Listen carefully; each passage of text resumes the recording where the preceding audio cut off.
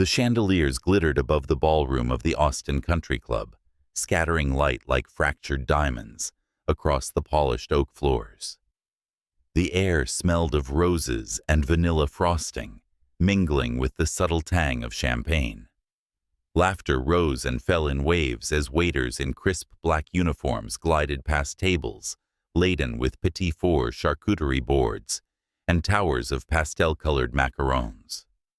On a raised platform at the far end of the room, a white and gold banner announced in bold calligraphy, "Celebrating Baby Walker, Love, Legacy, and New Beginnings."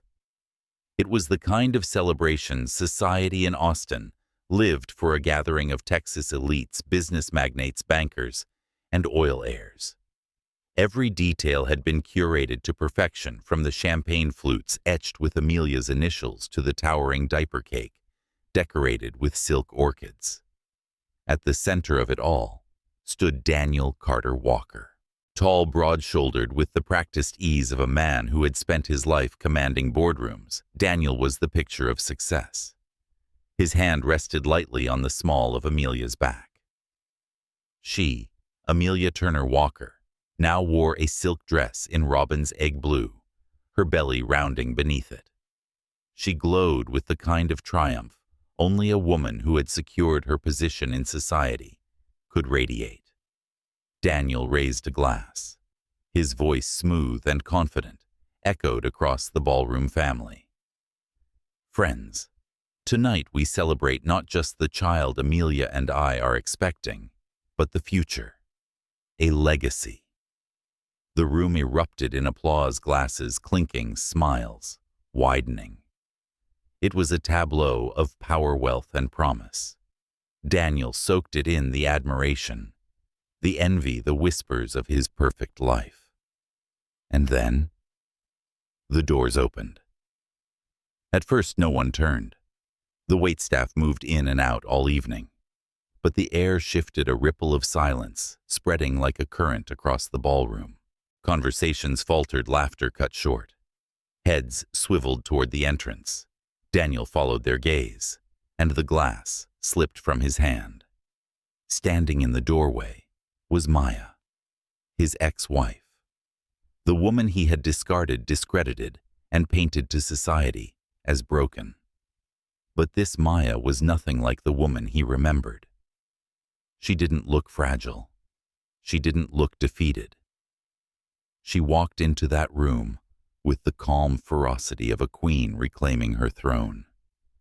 A silk dress in midnight blue hugged her figure, her hair swept into a crown of curls that shimmered under the chandelier light.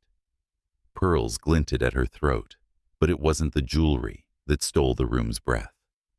It was the 8 children who walked in with her. 4 girls, 4 boys, each dressed in coordinated cream and navy outfits, their tiny shoes clicking against the marble as they followed their mother like an honor guard. Their laughter rang out pure and unafraid, breaking the stunned silence.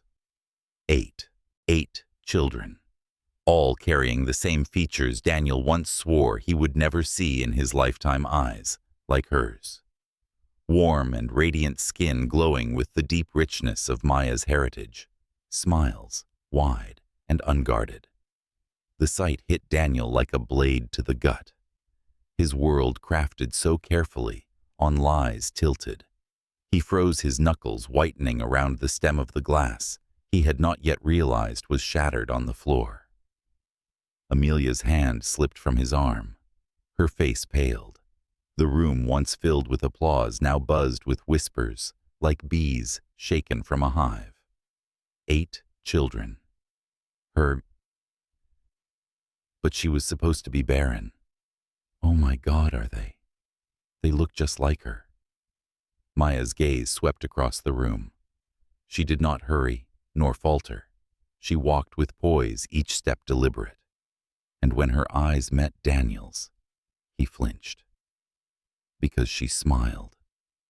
Not the broken smile of a woman defeated, but the serene, unshakable smile of someone who had survived the storm and now stood taller because of it.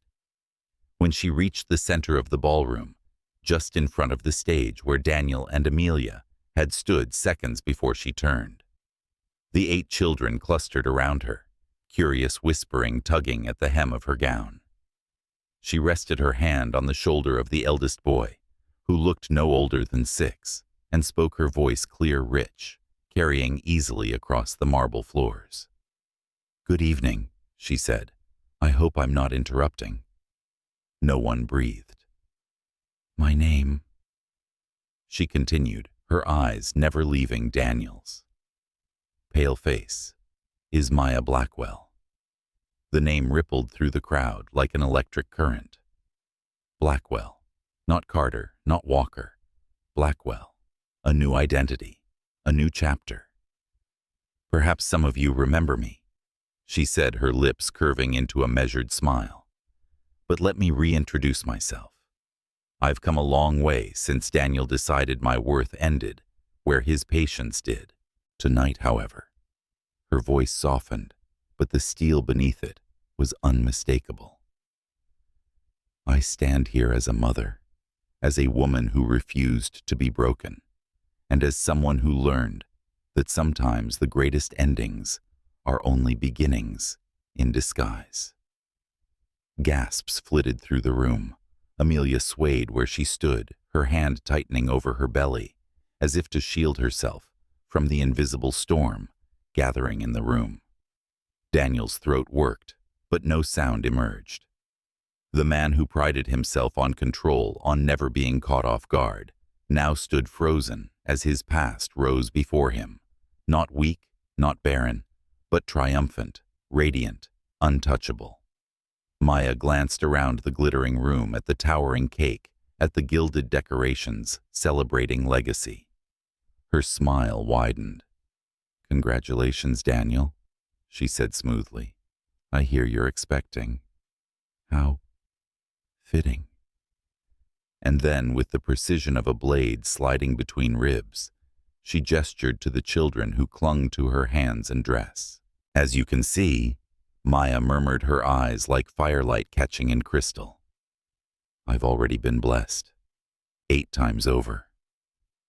The silence that followed was not silence at all. It was a roar of shock, restrained by etiquette, by wealth, by disbelief. Eyes darted between Daniel and Maya, between Amelia's belly and the 8 small faces beaming up at the woman who had just upended their entire narrative. The chandelier light flickered as if the universe itself acknowledged the shift. For Daniel, the room blurred, narrowed. He heard the whispers, questions, judgments, doubts, all unraveling the story he had spun for years. She was barren. She was unstable. She was unfit to be a wife, let alone a mother. And yet, here she was, Maya Robinson, no Maya Blackwell, surrounded by living proof that every lie he had ever told was nothing but ash in the wind. He wanted to speak, to shout, to demand an explanation. But for the first time in his life, Daniel Carter Walker found that words had abandoned him. People often say that love begins in silence. A glance across a crowded room, a smile caught by accident. But for Maya Robinson, love began with a crash. The crash of a crystal flute spilling red wine down the bodice of her pale satin dress. She had been adjusting the hem of her gown when it happened. One careless step backward. One inattentive waiter sweeping past, and suddenly a tall man collided into her, his own champagne glass toppling in the collision. The laughter of the ballroom dulled to embarrassed gasps, and Maya froze, crimson staining the fabric across her ribs like blood. "Oh God." His voice cut through the music, low, husky, tinged with alarm. "I'm so sorry." When Maya looked up, she found herself staring into eyes the color of storm clouds, gray intense flecked with silver, the kind of eyes that seemed to swallow a person whole. The man, broad-shouldered, sharp-jawed, impeccably dressed in a midnight tuxedo, snatched a napkin from a passing tray and offered it out. But instead of handing it politely, he leaned in, dabbing carefully at her dress himself. Too close, too intimate. His cologne, woody, spiced, expensive, flooded her senses, dizzying her. Maya should have bristled, should have pushed him away. But instead, she stood there, heart hammering, the world narrowing to the rough edge of his jaw, the warm brush of his fingers near her ribs, the way his lips pressed into a faint, nervous smile. "Daniel Carter," he said finally, pulling back with the faintest bow of apology. "I ruined your night, didn't I?" Maya swallowed, still clutching the soaked fabric to her chest. "That depends. Are you offering to replace the dress?" A ripple of laughter danced between them, light and unexpected. For the first time that night, Maya felt the heat of embarrassment fade into something else. Something sharper. Something that tugged at her, though she didn't yet understand why. It was Atlanta, Georgia, the heart of summer, the air thick with magnolia and jazz. They were strangers at a wedding surrounded by friends, of friends and half-familiar faces. Yet, in that single moment, as he leaned closer with his storm-gray eyes and crooked smile, Maya felt as if destiny had stepped forward and whispered in her ear, "This one." From that night forward, Daniel pursued her with the single-minded determination of a man who had never been denied anything in his life. Flowers arrived at her office the next morning, white orchids her favorite, though she hadn't told him. Dinner invitations followed rooftop restaurants in Buckhead weekend drives through the Blue Ridge Mountains. Daniel was relentless, charming, intoxicating. Maya had always believed herself cautious in love. As a black woman in the nonprofit sector, she was used to the careful balancing act of proving herself measured, practical, composed. But Daniel disrupted all of that. He swept her into his world of private clubs and late-night flights, whispered promises and champagne toasts under glittering city lights. "I see you," he told her one night as they walked along the Chattahoochee River, the water silver in the moonlight. "Not the way people want you to be, not the way the world tries to define you. You." And Maya, against every wall she had built around her heart, let him in. 2 years later, they married in Miami Beach, Florida. The ceremony was everything magazines promised, but reality rarely delivered. Sunset bleeding gold across the horizon, the ocean crashing like applause, Maya's veil whipping in the salt-scented wind. Daniel looked devastating in his tailored suit, his vows practiced, but delivered with a trembling sincerity that made her believe. "I promise you," he said, his hand tightening over hers, "a home full of laughter, a house filled with little feet, a family that will be ours always." Maya's throat tightened.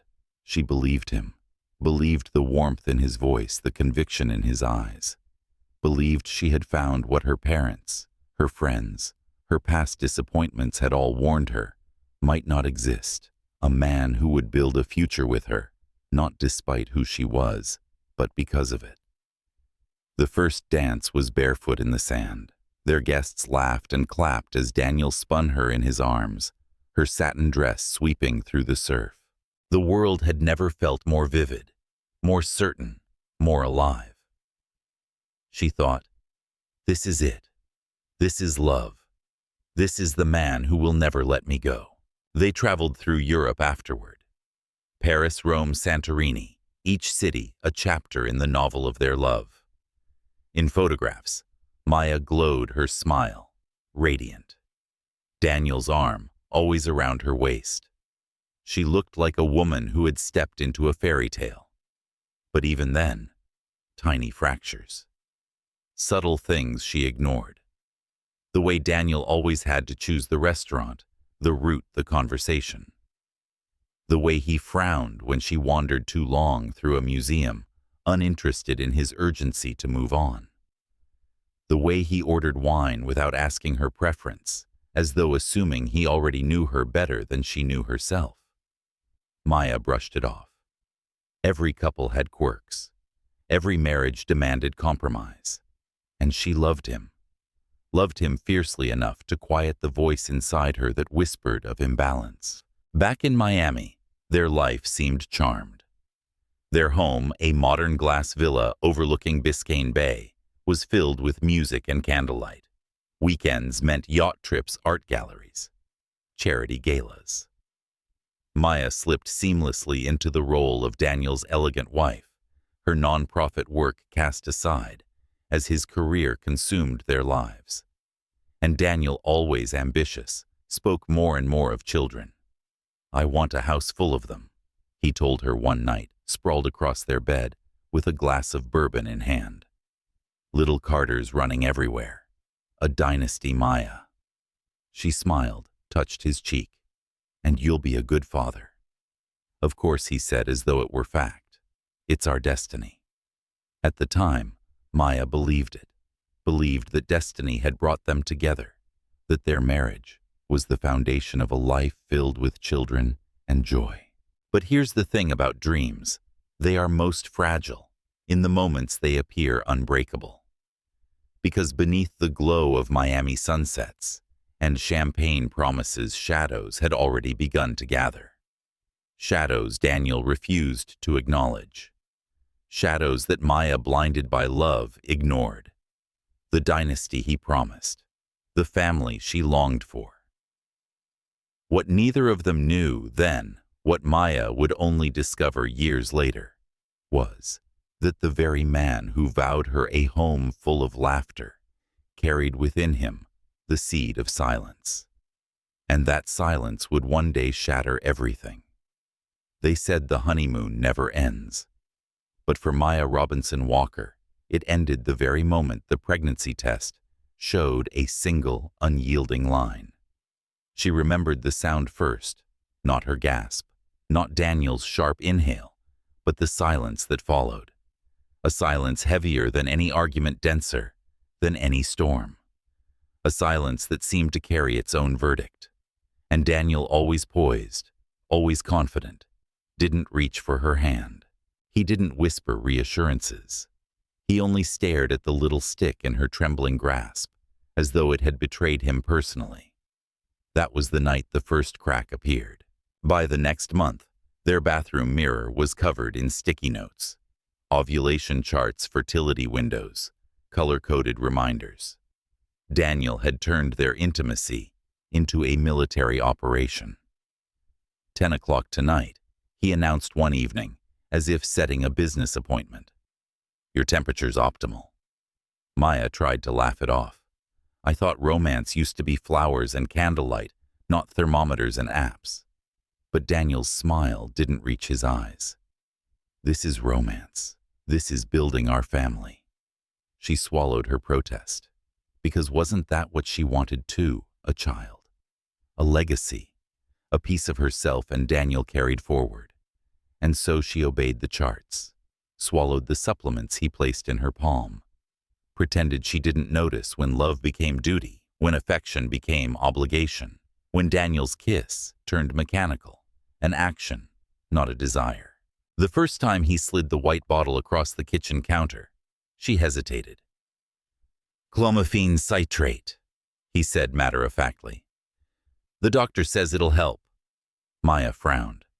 "I never even saw the doctor." "I did," Daniel replied. His tone was brisk, final. "And this is what he recommended." Something in her twisted. She wanted to protest, wanted to say she should have been there, should have asked questions, should have had a choice. But Daniel's storm-gray gaze pinned her down heavy with expectation. And so she nodded, pressing the pills into her palm, like confessions, swallowing them with water that felt bitter in her throat. If Daniel's pressure was suffocating, his family's was worse. Every Thanksgiving in Houston, the Walkers' sprawling mansion became a theater, and Maya was always cast as the disappointing actress. Daniel's mother, a statuesque woman with pearls coiled at her throat, would clasp Maya's hand and ask sweetly, "And how are you feeling, dear? Any good news for us yet?" His father, a retired oil executive, chuckled over cigars. "With Daniel's uncles back in my day, it didn't take us this long. Must be the stress of modern life, eh?" The cousins were worse, whispering when Maya passed, exchanging looks, when Amelia Turner, then just a family friend, arrived with her 2 children, perfect and loud and adored. Every remark was a needle slipping under Maya's skin. Every silence was louder than the last. By Christmas, she had mastered the art of smiling while dying inside. It wasn't just her heart that began to fracture. It was her reflection. The woman staring back at her in the mirror no longer looked like Maya. Her eyes, once bright with laughter, seemed dulled, ringed with fatigue. Her body felt foreign, bloated from hormones aching, from endless attempts, bruised from needles she hadn't asked for. Daniel never noticed. Or perhaps he did, and simply didn't care. "You'll thank me when it works," he said, as if gratitude were the cure for despair. And she, desperate, hopeful, terrified, clung to that promise, even as it hollowed her out. Months bled into years. Each test, each negative result, was another weight pressing against her chest. Daniel grew colder, less patient. His disappointment was no longer hidden. "You're not trying hard enough. You missed a pill. Do you even want this?" The words cut deeper than any scalpel, and still she bore them. Because wasn't love meant to endure? Wasn't marriage a vow to hold on even when it hurt? But love, she realized, wasn't supposed to feel like punishment. The breaking point came at a dinner party in Dallas. The room was filled with colleagues from Daniel's firm, laughter and wine spilling as freely as the music.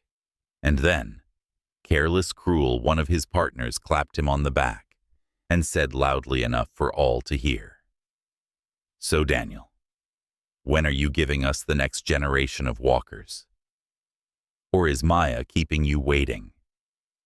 Laughter. A chorus of laughter ringing like bells. Daniel didn't defend her. He didn't even smile awkwardly and change the subject. He only shrugged his lips, twisting. "Patience," he said, his tone dry. "Some things take time." And in that moment, Maya felt herself split open.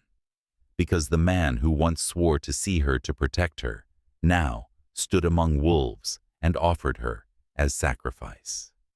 That night, she locked herself in the bathroom, her fists pressed against her temples. She whispered into the silence, "Maybe it is me. Maybe I am broken. Maybe I am just a machine that doesn't work." But as the tears blurred her reflection, she caught something in the mirror, a flash of fury, not despair. For the first time, she wondered, or maybe it isn't me at all. And that thought, fragile as glass, lodged in her heart. It would be years before she uncovered the truth. Years before she realized Daniel was the one with secrets, with shame, with medical reports hidden in drawers. But the seed was planted. And in the silence of that night, as Dallas glittered outside their penthouse window, Maya swore she would never let herself forget the sting of that doubt, the moment love turned into chains, the moment marriage became a cage. When she returned to the bedroom, Daniel was already asleep, his arm flung across the pillow, as though nothing in the world weighed on him. Maya lay beside him, her body rigid, her mind alive with questions. The ovulation charts on the nightstand glowed faintly under the lamp. The pill bottle clicked when she brushed it with her fingers. She stared at them for a long time. And for the first time in her marriage, Maya thought, what if this isn't love? What if this is something else entirely? It began, as most endings do not, with a sharp blow, but with subtle distance. Daniel's voice on the phone grew clipped, distracted. His suitcase was constantly half-packed by the door. Meetings in Dallas, he'd say, adjusting his tie, his eyes already somewhere else. Dallas. The word became a dagger in Maya's chest. Once she had loved the city, its skyline, its energy, the long weekends they had spent wandering through Bishop Arts hand in hand. But now Dallas was a ghost. It stole her husband away, replaced his warmth with cold phone calls and empty promises. At first, Maya believed him. Of course she did. Daniel had always been ambitious, and his firm was expanding. Late nights, client dinners, conferences, they were the markers of his success. But the distance wasn't just physical. It was the way his eyes slid past her when she spoke. The way he no longer touched her unless she reminded him. The way his smile vanished the moment she mentioned trying again, as though the word baby had become poison. And then there were the little things. Perfume she didn't wear lingering on his shirts. Receipts from restaurants in Dallas when he was supposed to be in meetings. Messages on his phone quickly deleted. The cracks in their marriage were no longer invisible. They were gaping, and Maya felt herself slipping through them. It happened on a Friday night in Houston, at a dinner Daniel had insisted they attend with his colleagues. Maya had dressed carefully, choosing a navy dress that hugged her curves without drawing too much attention. She wanted to look supportive, composed, the kind of wife Daniel could be proud of. For most of the evening, she managed the role well, smiling, when necessary, nodding at business talk she barely understood.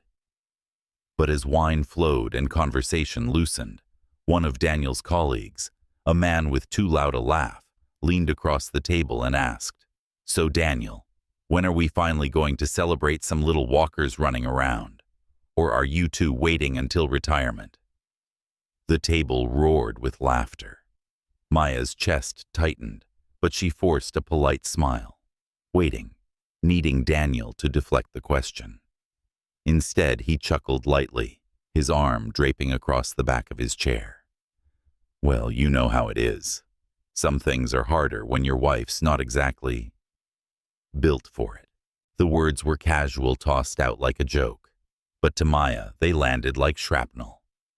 The laughter returned, nervous this time, a few glances toward her, before the conversation shifted to safer topics. But Maya sat frozen, her face burning, her hand trembling around her wine glass. Her husband had just exposed her most intimate pain, mocked it even in front of strangers. That night, back in their Houston townhouse, Maya confronted him. "How could you say that?" Her voice shook as she stood in the doorway of their bedroom. "In front of everyone. Daniel, you humiliated me." He tugged off his tie, avoiding her eyes. "It was a joke." "A joke," her voice rose. "You reduced me to some defective machine. Do you have any idea how cruel that was?" Finally, he looked at her, but his expression was not apologetic. It was cold, irritated. "You're too sensitive, Maya. Everyone knows we've had issues. Pretending otherwise just makes it worse." Her stomach lurched. "Issues? You mean my body, my failure?" His jaw tightened. "I didn't say that. You didn't have to," she whispered. The silence that followed was unbearable. For the first time, Maya felt not like his wife, but like an inconvenience, an obstacle. The man who once whispered promises under starlit skies now stood across from her, as though she were a burden he could no longer carry. Weeks passed, each colder than the last. Daniel's trips to Dallas grew more frequent. When he was home, he was restless, checking his phone, pacing, sighing, as though the very walls suffocated him. One evening, Maya found him sitting at the edge of their bed, his suitcase open beside him. Another trip, she asked, her voice brittle. "Yeah, a few days. Dallas again." He didn't answer. She stepped closer, desperation clawing at her. "Daniel, talk to me. What's happening to us?" He rubbed a hand over his face, exhaling hard. Then, with a weariness she had never seen before, he said, Maybe we need some space." The words echoed in the room like a verdict. Maya's heart stopped. Space. Just for a while, he said quickly, "We've been suffocating each other. Maybe some time apart will help us figure out what we really want." Her legs went weak. "Daniel, please. We can fix this. We just need—" He stood closing the suitcase with a sharp click. "I need air, Maya. I need to think. I can't breathe here anymore." And before she could stop him, before she could find the words to beg him to stay, he walked out the door. The silence that followed was worse than his presence. Maya wandered through their townhouse like a ghost. His cologne still lingered on the pillows, his shoes still by the door. But the man himself was gone, replaced by absence, by uncertainty. She tried to convince herself it was temporary. A break. A pause. Surely he would come back once he realized what he was throwing away. She cooked his favorite meals, froze them for when he returned, changed the sheets, lit candles, prayed. But night after night the bed remained cold, the phone stayed silent, and the more days passed, the clearer it became. Daniel wasn't coming home. It was her sister Lila who first voiced the suspicion. "Maya, you don't really think he's in Dallas for work all the time, do you?" Maya forced a shaky smile. "Of course. What else would he be doing?" Lila's silence was answer enough. The truth, when it came, was worse than Maya had imagined. A colleague mentioned seeing Daniel at a restaurant in Dallas, not with clients, but with a woman. Amelia Turner, the family friend, the one with perfect children and perfect timing. Maya felt the ground vanish beneath her. Still, she clung to hope. "No," she whispered to herself, staring at the shadows in their bedroom. "It's just a rumor. He loves me. This is just a phase. He'll come back. He has to come back." But in her heart, she knew. The distance, the lies, the way he looked at her, like she was no longer enough. And so Maya waited, not knowing that Daniel had already chosen his path, not knowing that the man she loved had already crossed a line that could never be undone. On the night she finally stopped waiting, Maya sat by the window, watching the Houston skyline glitter against the dark. Somewhere in Dallas, her husband was smiling at another woman, sharing the laughter, the intimacy, the promises that once belonged to her. Her chest ached, but she whispered into the silence, "It's just a storm. He'll come back to me. He has to." But storms don't rebuild what they destroy. And Maya was about to learn that some betrayals leave scars too deep to heal. The letter came on a Tuesday. It wasn't meant for her, just an envelope slipped through the wrong mailbox at their Houston townhouse. Maya almost tossed it into the pile of Daniel's unopened correspondence, but something about the return address caught her eye. Houston Urology Clinic. Her heart thudded. She told herself it was nothing, another routine bill, a clerical mistake. But the curiosity was stronger than her restraint. She slid her finger under the flap, pulled the paper free, and in one breath, her world fractured. Patient Daniel Walker. Diagnosis: low sperm count, reduced motility. Recommendation: further evaluation. Maya stared at the words until they blurred. Her vision tunneled, her hands shaking so badly she nearly dropped the letter. It couldn't be real. For 3 years, she had swallowed pills, injected hormones, endured invasive procedures, all the while believing she was the problem, believing she was the defective one. And Daniel had known. The bottle of clomiphene pills flashed in her mind. The endless ovulation kits. The way he insisted on managing her cycle, scheduling their intimacy, telling her when her fertile days were. Her stomach turned. What if those days had been wrong? What if Daniel hadn't just lied? What if he had sabotaged her? That night, when he came home from another Dallas trip, she held the letter in her trembling hand. Daniel. She whispered, her throat tight. What is this? He froze in the doorway, his jacket half off his eyes, darting to the paper. You went through my mail, he snapped. You went through my life, she shot back, her voice rising for the first time in months. 3 years, Daniel. 3 years of me believing I was broken. You let me think it was my fault, while you knew the truth all along. His jaw clenched. Maya, it's not that simple. Not that simple. Her voice cracked. You lied to me. You poisoned me with shame. You turned me into a machine for fertility while you...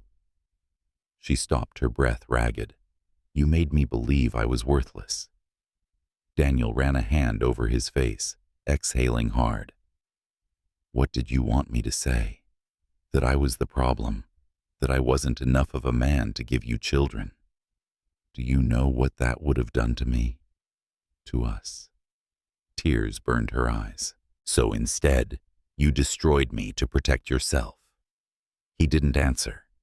His silence was louder than a confession. The next revelation came weeks later by accident. A doctor from her old clinic called, following up on her chart. The nurse mentioned her missed ovulation appointments.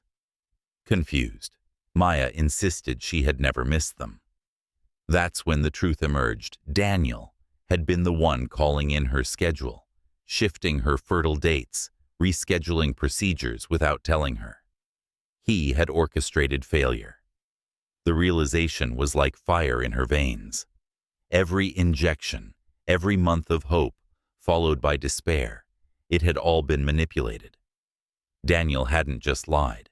He had stolen her chance at motherhood piece by piece, while she begged for his approval. The final blow came not from a letter, not from a phone call, but from whispers at a charity gala in New York. She wasn't supposed to be there. She'd flown up to surprise Daniel, desperate to bridge the growing chasm between them. But as she stepped into the glittering ballroom, she saw him across the room, his hand resting intimately at the small of another woman's back. Amelia Turner, a colleague from his Manhattan office, elegant, blonde, and laughing with the kind of ease Maya hadn't seen on Daniel's face in years. Her heart shattered as she watched him lean down, whisper something that made Amelia blush. The way his hand lingered on her waist was not professional. It was possessive. And then, like a knife twisting deeper, Maya noticed the 2 children clinging to Amelia's dress. Daniel bent down, ruffling their hair, smiling like he had already stepped into the role of father. Her knees nearly buckled. While she had drowned in hormones and shame, he had found someone else. Someone already proven. Someone with children of her own. When the papers came, there was no warning. 37 pages of legal jargon delivered to her door, accompanied by the sharp sting of betrayal. He wasn't asking for a break anymore. He wanted it over. And buried in the cold black letters was a detail she hadn't anticipated: the prenup.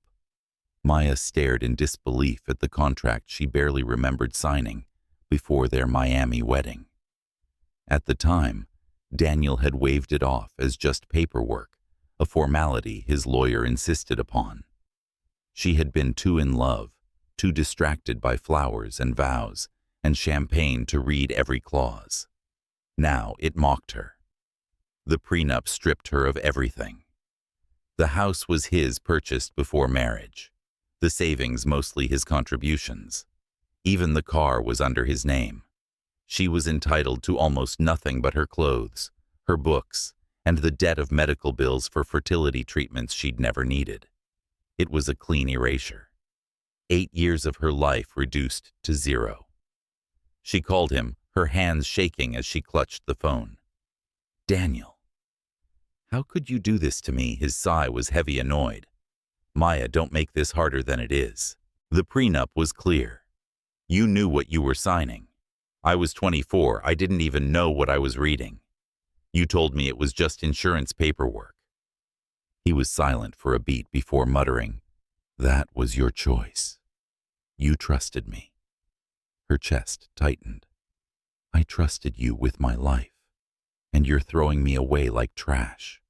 Stop being dramatic. We're adults. Marriages fail. This one failed. You'll move on." Her voice broke. "After what you've done to me, how am I supposed to move on?" He hesitated, then said in a tone that cut deeper than any insult, "You'll figure it out. You always wanted a fresh start. Now you've got one."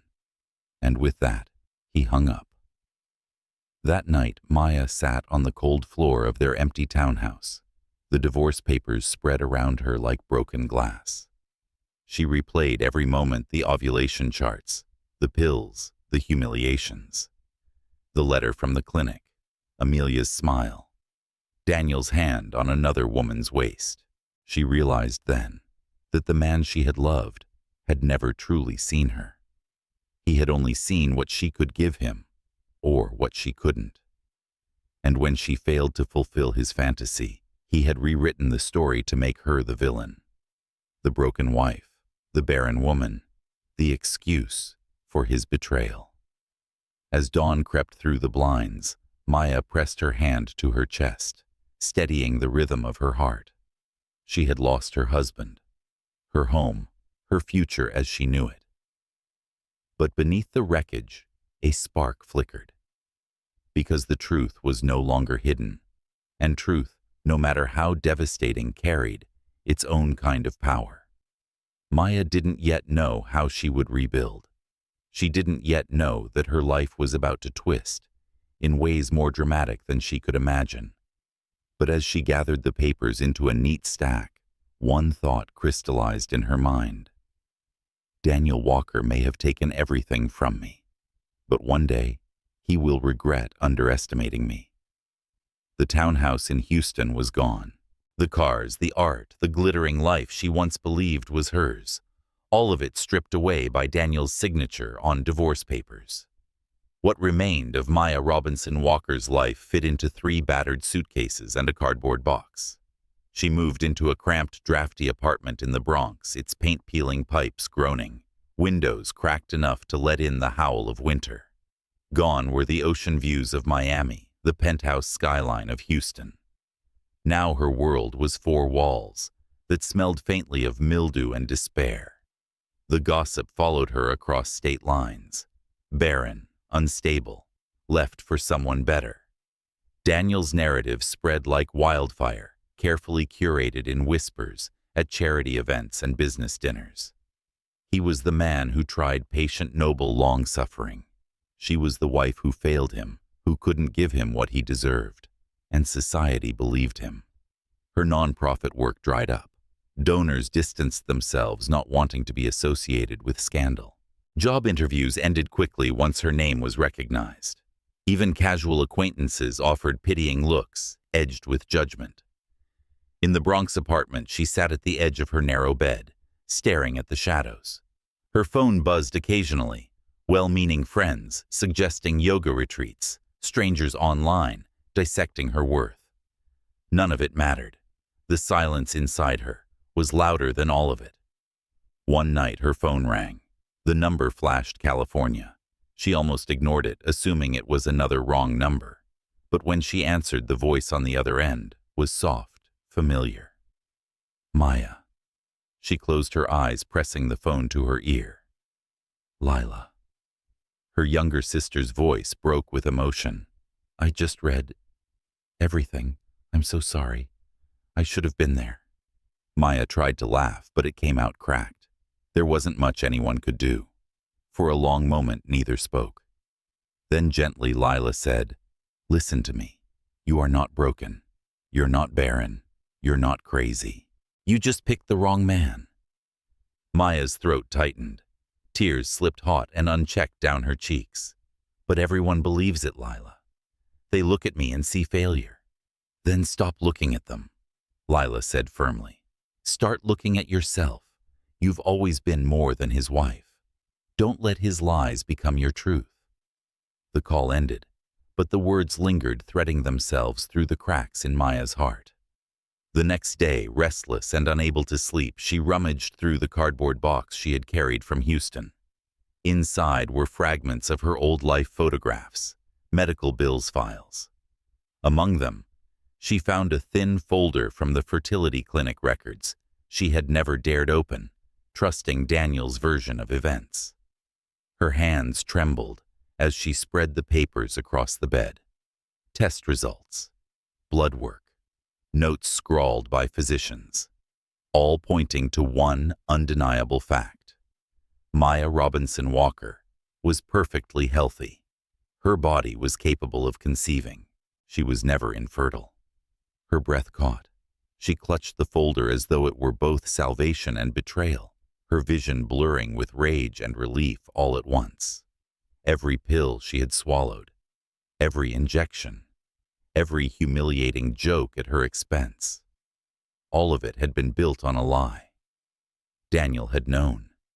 He had hidden his own condition, his weakness, and transferred the weight onto her shoulders. He had let her suffer deliberately cruelly while constructing himself as the victim. The fury that surged through her was unlike anything she had ever felt. For months, she had been drowning in shame. Now, for the first time, she saw the truth clearly. It had never been her.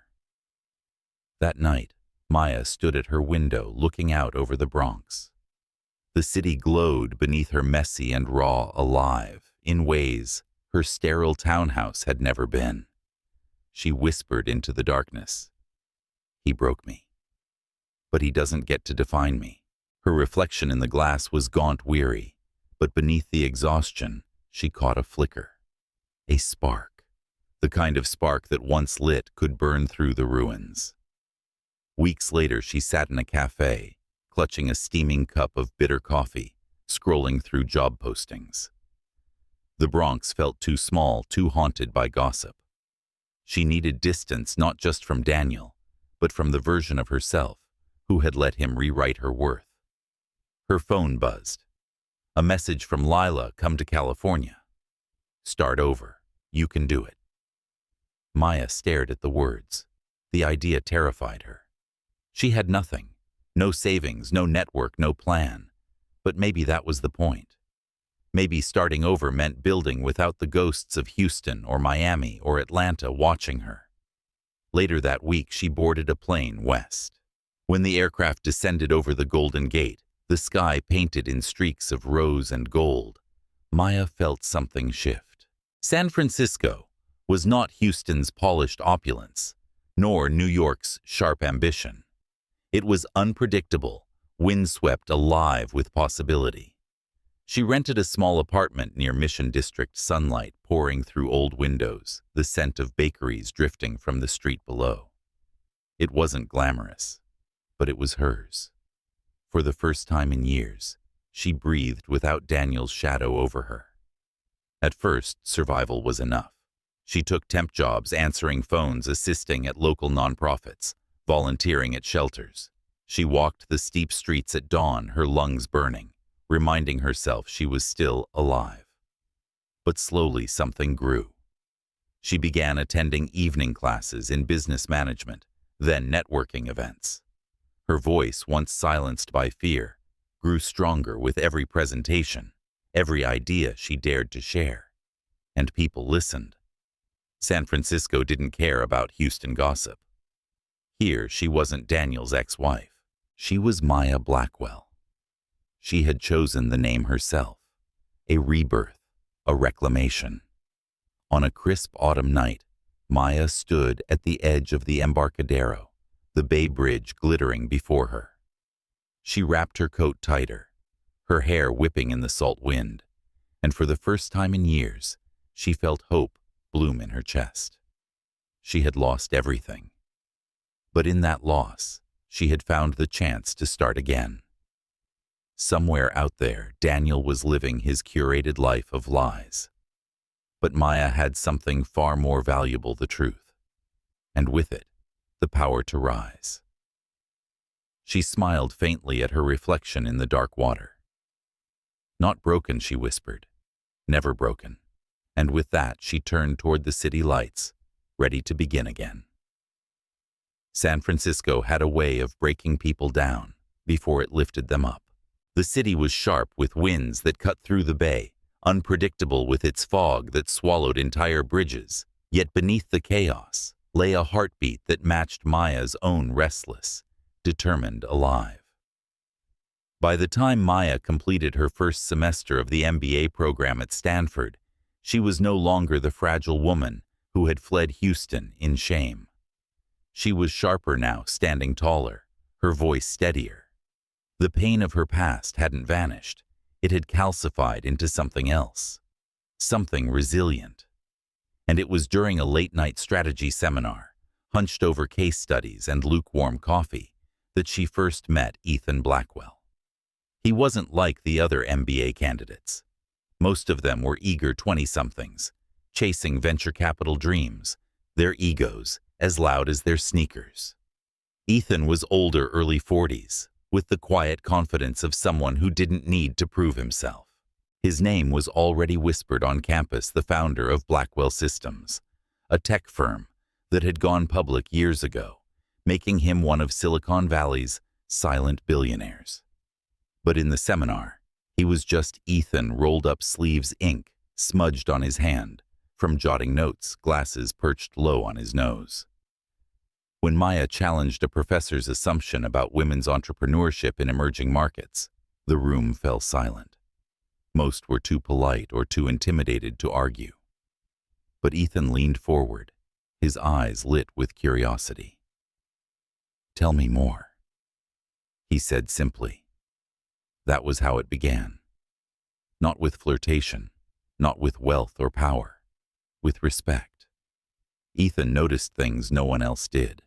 He noticed the way Maya tapped her pen when she was deep in thought, the way she always stayed behind after class to help international students struggling with English, the way her arguments weren't for show, but for impact, her words cutting clean and precise, aimed at truth rather than applause. One evening after a grueling finance workshop, he caught up to her outside, the San Francisco fog curling around them like smoke.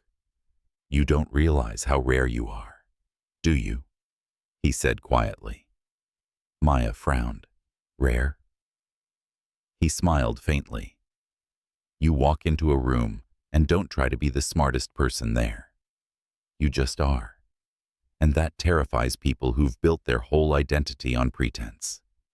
Her breath caught. For years, Daniel had measured her worth in ovulation charts and appearances. Now, here was a man who measured it in intellect, compassion, strength. And for the first time, Maya let herself believe she might deserve this kind of attention. Their friendship deepened quickly. Group projects turned into late-night conversations. Study sessions became long walks by the Embarcadero, the city lights flickering off the water. Ethan shared stories of his own failures, deals gone wrong, friendships betrayed in the ruthless world of tech. He didn't posture, he didn't pretend. And in his openness, Maya found herself confessing things she had buried: the divorce, the shame, the medical lies that nearly destroyed her. "I thought I was broken," she admitted one night, her voice trembling. "For years, I believed it was my fault." Ethan's gaze didn't waver. He reached across the table, his hand warm over hers. "You were never broken," he said. "You were just trapped in someone else's lie." Something in her cracked open, and in that moment, Maya knew she was falling, not blindly, not foolishly, but bravely, deliberately. It was Ethan who suggested they start something together. "You have vision," he told her, "and empathy. You know what it means to lose everything and start again. Why not use that to help others?" And so, over cups of coffee and endless whiteboard sketches, Blackwell Consulting was born. The firm's mission was unconventional: to help women who had been cast aside, divorced, widowed, bankrupted, rebuild not just their careers, but their identities. They offered training, networking, seed capital. "Failure isn't the end," Maya said in the company's launch speech. "Sometimes it's the doorway to the life you were meant to live." Her words went viral. Emails flooded in from women across the country, stories of betrayal, loss, survival. Blackwell Consulting became more than a business. It became a movement. And every step of the way, Ethan was there. Not overshadowing her, not claiming credit, but standing beside her. Her partner in every sense.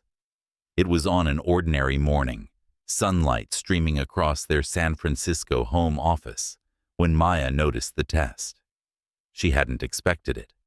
After years of treatments, years of despair, she had stopped counting. Days, stopped hoping. But as she sat staring at the small stick in her hand, 2 pink lines bloomed. Her hands shook. Tears blurred her vision. She pressed her palm against her mouth, afraid to believe. When Ethan found her minutes later, she was still trembling. "Maya, what is it?" She held the test out wordlessly. His eyes widened, then softened with awe. He sank to his knees, his forehead against her stomach, his arms wrapped around her. "You," he whispered, his voice breaking. "You're going to be a mother." 9 months later, the miracle doubled. Then doubled again.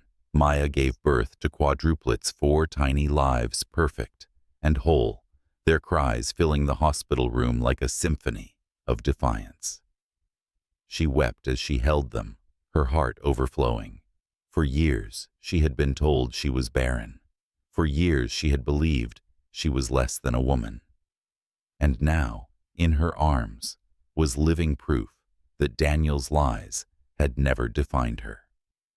Life with quadruplets was chaos, sleepless nights, bottles stacked like pyramids, lullabies sung until her voice cracked. But through the exhaustion, Maya found joy unlike anything she had ever known. Ethan was tireless, changing diapers, pacing the halls with crying infants, building cribs at midnight. He didn't see fatherhood as obligation. He saw it as privilege. "You don't understand," he told her once, cradling 2 babies at once, his hair mussed, his shirt stained with formula. "This isn't hard. This is heaven." Maya laughed through her tears. For the first time, she felt what true partnership meant. Not control, not manipulation, but love, rooted in respect and devotion. Years later, the Blackwell family lived in a sprawling villa overlooking San Francisco Bay. The house was filled with laughter toys scattered across marble floors, sunlight pouring through glass walls that faced the glittering water. Their consulting firm thrived, helping thousands of women reclaim their lives. Their children grew among books and music and warmth, never doubting for a moment that they were loved. Sometimes when the fog rolled in over the Golden Gate, Maya stood on the balcony, watching the city she had chosen, the life she had built. She thought of Houston, of Miami, of the townhouse where she had once cried herself to sleep. And then she thought of the babies in her arms, the man who stood beside her, the empire they had built, not on lies, but on resilience. She smiled. This was rebirth. On the night of their 5th wedding anniversary, Ethan led her to the balcony of their villa, the city lights glittering below. The children were asleep, the house quiet. He slipped a simple band of gold onto her finger. No diamonds, no extravagance, just a circle, unbroken. "I married you once," he whispered, kissing her hand. "But tonight, I want to marry the woman you've become. Stronger, wiser, unstoppable." Tears filled her eyes. "Ethan." He pulled her into his arms, his lips brushing her ear. "I loved you the moment you walked into that seminar. I love you even more now, and I will keep loving you through every storm, through every rebirth." Maya closed her eyes, breathing in the salt air, the warmth of his embrace, the steady beat of his heart against hers. She had fallen once. She had been broken, discarded, humiliated. But now, standing in the arms of the man who cherished her for her strength and her soul, she knew the truth: she had never been broken. She had been waiting to be reborn.